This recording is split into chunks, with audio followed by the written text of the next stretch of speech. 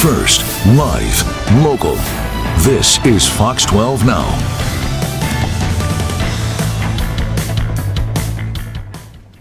Hello, everyone. This is Fox 12 Now. I'm Greg Nibbler. Thanks for joining us wherever you are. We appreciate it. We're streaming on all of our apps and, of course, on YouTube. And I want to note this. If this is your first time joining, thanks. Make the notification of where we are because we're live every day at 1 p.m. Pacific. But also, since we're live on YouTube today, I'm going to take a look at the comments as we go through. So if you do have a comment, drop it in there. It doesn't mean I'm going to acknowledge it necessarily on air. It depends on what you say. But if it's a question that pertains to what we're talking about, maybe we'll bring it in. And today, we are talking about traveling in Oregon. Tourism, obviously always a very big thing for the economy here in the state of Oregon. But how is it doing now?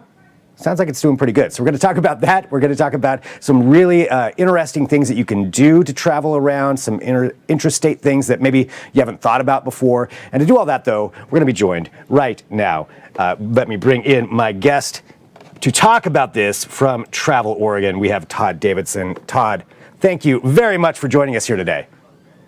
Greg, it's a pleasure. Thanks for having me. I think to start off, for anybody who may not know or be unaware, could you give us a rundown of what exactly Travel Oregon is and what it does? Happily. Travel Oregon is the state of Oregon's official destination management organization. So what that means is we are responsible for both telling the stories of Oregon, our peoples, our places, our product, and making sure that those are being done in a manner that's inspiring travel to and within the state of Oregon. At the same time, we're also wanting to make sure that Oregon as a place, as a destination, as a home to over 4 million folks, is in a position to welcome these visitors as well as they travel throughout the state throughout the year. So we're involved in product development work, community development work, business development work, so that we have businesses throughout the state that are ready to welcome international travelers, for example, or we're helping build or restore trailheads so that we're in a position to support travelers as they come to the state of Oregon. Again, whether they're for hiking or they're tasting wines in the wine country or playing golf in one of the championship golf courses throughout the state of Oregon, making sure that the product and the communities and the businesses are ready to welcome folks as well. Well, you mentioned there, people coming from all over, and I've always kind of curious about that, of how many people are coming in to the state. Is a lot of the travel coming from out of state within the U.S.? You mentioned international. Is there any kind of numbers that we have there? Yeah, it's a great question, Greg, because first and foremost, it's great to acknowledge that Oregonians love where they live. And roughly 35 to 40% of all visitor spending in Oregon is coming from Oregonians who are wanting to get out and experience all that their state has to offer. We did a visitor profile several years ago where the research firm came back and told us that we had this unusual dichotomy in our visitor profile. It said that we had a large number of folks that were coming to Oregon to visit friends and relatives, and we had a large number of folks, those folks coming to Oregon to visit friends and relatives that were staying in hotels. And their theory was one of two things. Either we don't like our friends and relatives as much as we say we do, so we have them staying in hotels rather than staying in our homes, or, and this is what actually was borne out to be true, there's been new immigration to the state of Oregon. We have a number of new residents here. We're proud of where we call home, and we wanted the opportunity to show it off. So when our friends and relatives visit us from other parts of the state or from around the world and have an opportunity to come and see us here in Oregon, it compels us to get out and show folks all that Oregon has to offer. They may come visit us in Portland, but we want to make sure they see the coast, see Crater Lake, get a chance to tour the wine country, head over to the high desert, maybe pick up one of those championship golf courses in Central Oregon, go horse packing in the Wallowas, whatever that experience might be. We'd love to be able to show off our own home state. So roughly 35 to 40% of all visitor spending in Oregon is coming from Oregonians themselves getting out and experiencing the state, which means that 60 to 65% is coming from outside of Oregon. These are folks from other states and from around the world that are traveling here to experience our diverse natural beauty, our wines, our beers, what the chefs are doing in the restaurants, to be able to raft our rivers and stay in our resorts or or go hiking or camping, stay overnight in one of our state parks in a yurt somewhere along the Oregon coast. Whatever that plethora of experiences might be that is inspiring them to travel here to Oregon.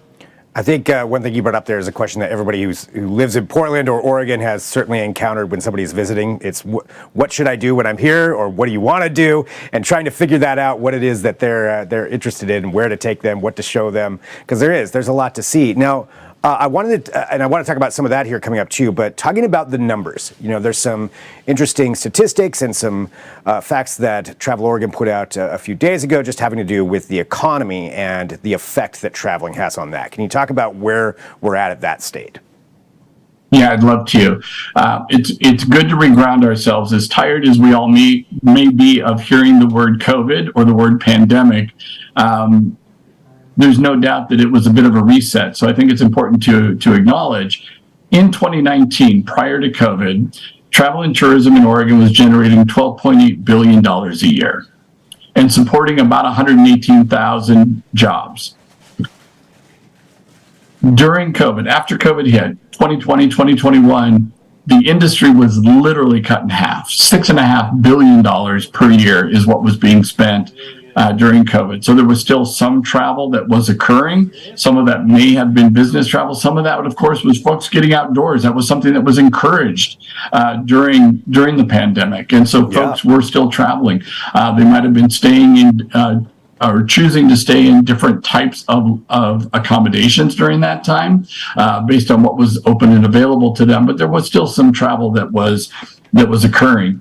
Now you look at 2022, and the pandemic is fundamentally over. The restrictions have been lifted. Most recently, a lot of the restrictions on international visitors coming to Oregon just a week or two ago, not to Oregon, but to the U.S., were also lifted. And so in 2022, we began to see this resurgence and a real testament to the resiliency of the travel and tourism industry.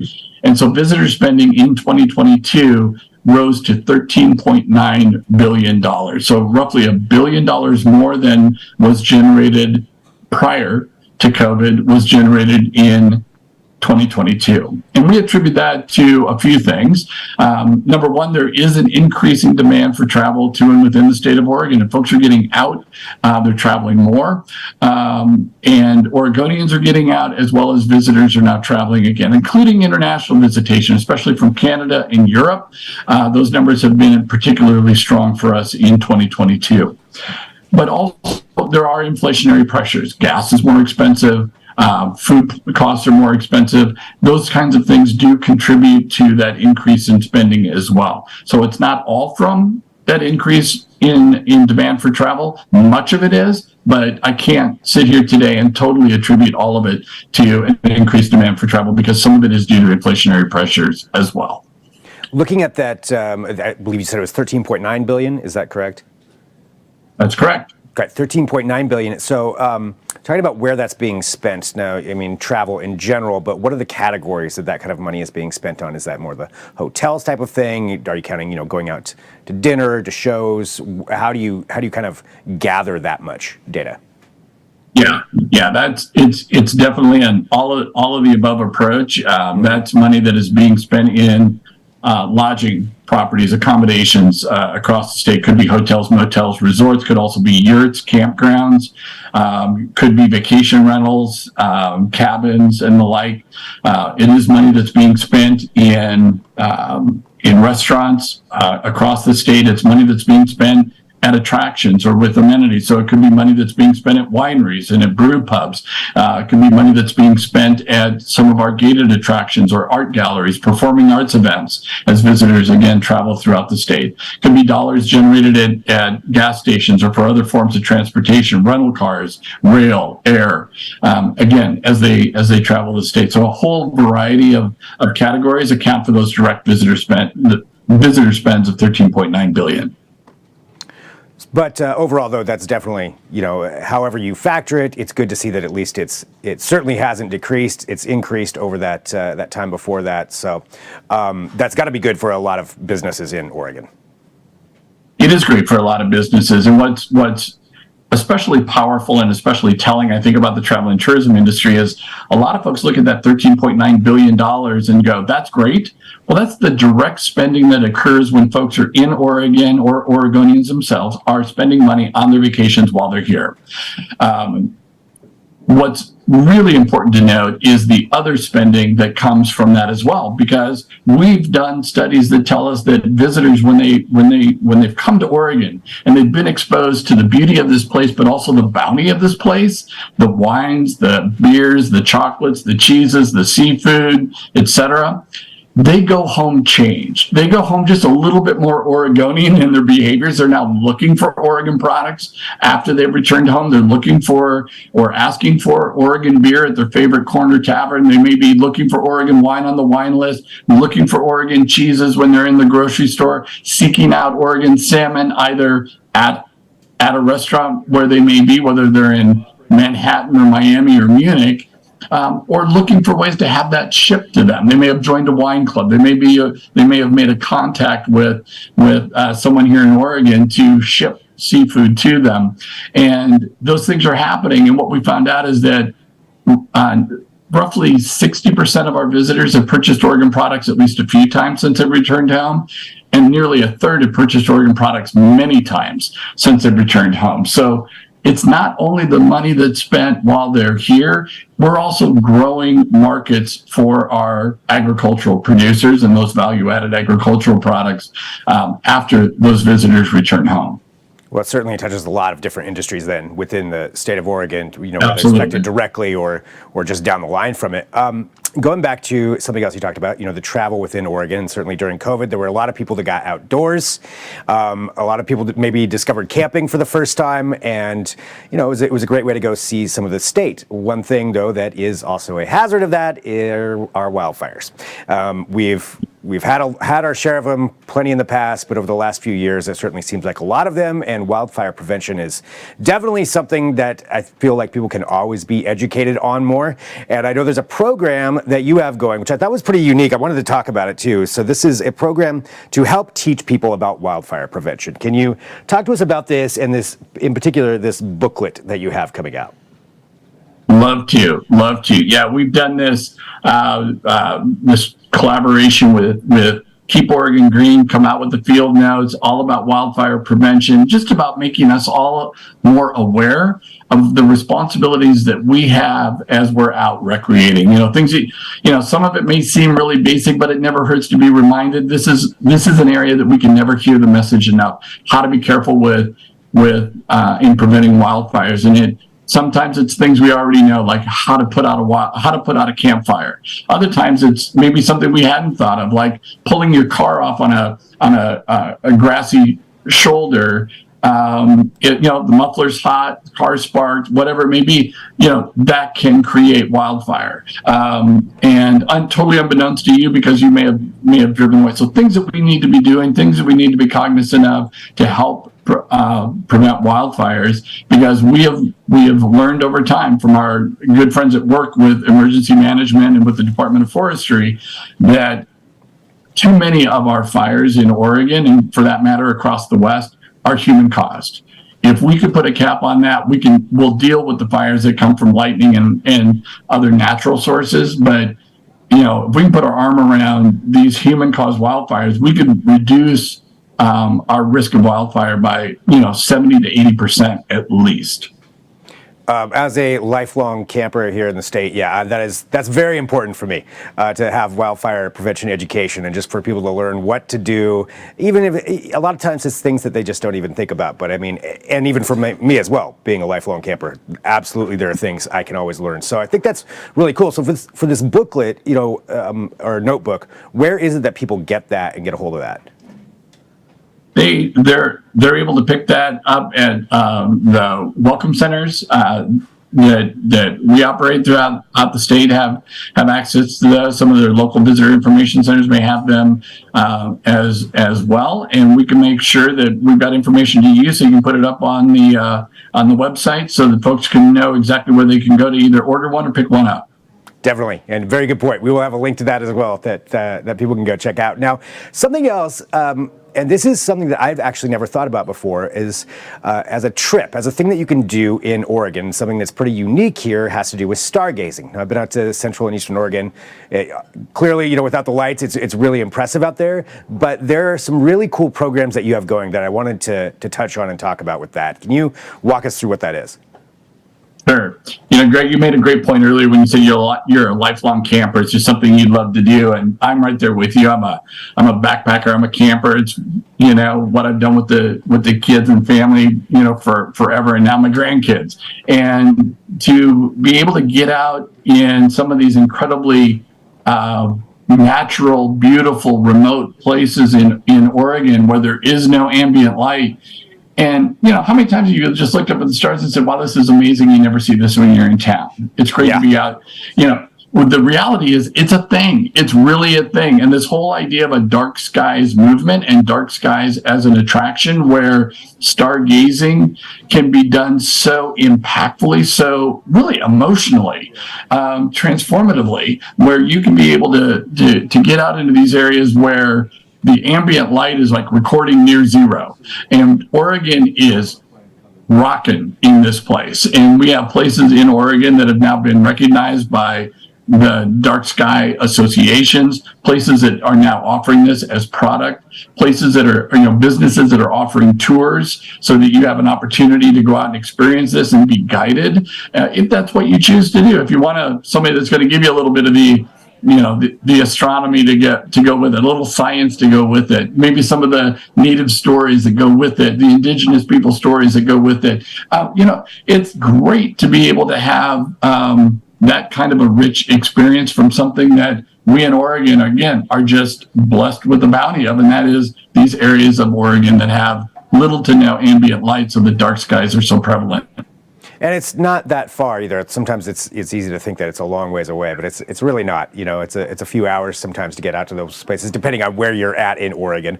But yeah, really, really cool. And so those programs are out there to either join in with that or just be aware of places you can go stargaze and be a part of that dark sky organization. So that's really cool. Todd, anything else you want people to know about here before we close out? Like, what's the one thing, if someone were to visit Oregon, that you would want them to do? The one thing I would want them to do, doggone it, it's a fair question, Greg, but far be it for me to tell anybody what to do when they come to Oregon. What we know, what all of our research has told us, and what we've just seen anecdotally to be true, is people are drawn to Oregon because of this uncrowded, unspoiled natural beauty. They're just drawn by the diversity of the natural beauty, this entirely public coastline, high desert, the Ferdinand Willamette Valley, the rivers, the mountains, the high desert country, etc. All that. I mean, good grief, the Columbia Gorge National Scenic Area, the largest national scenic area in the country. I mean, and then the amenities that are available within that. Again, whether it's the wineries or the rafting companies and the like. So, people are drawn here because of the opportunity to experience that incredible natural beauty, and then they choose what resonates with them in order to what they want to do here. For some, it's outdoor adventure. For others, it's going to be culinary and beer and wine and what the chefs are making in the restaurants that day. So I wouldn't even begin to speculate what, in terms of telling people what they ought to do when they're here, because that becomes really personal. I just want to make sure that they all know that they're welcome here. I hope the Oregonians that are tuning in are thinking about inviting their friends, their relatives to come and experience Oregon, not only this summer, but really throughout the year, because Oregon throughout the year has so much to be able to offer our visitors, and Oregonians are our finest ambassadors. And I hope they'll feel comfortable in stepping up and inviting their friends and relatives to come join us here in Oregon for a great vacation experience. Well, Todd, appreciate you joining us here on Fox 12 Now to talk about this and talk about, it's good, it's positive to see, the increased spending, helps out Oregon businesses, helps out really everybody in some way, shape, or form, and just finding out some cool things to do. Thanks for what you're doing, and thanks for joining us here today. My pleasure, Greg. Thanks so much. Appreciate it. All right, and thanks to all of you who are tuning in right now to Fox 12 Now. Again, this is our streaming show here from our digital desk at the Fox 12 headquarters.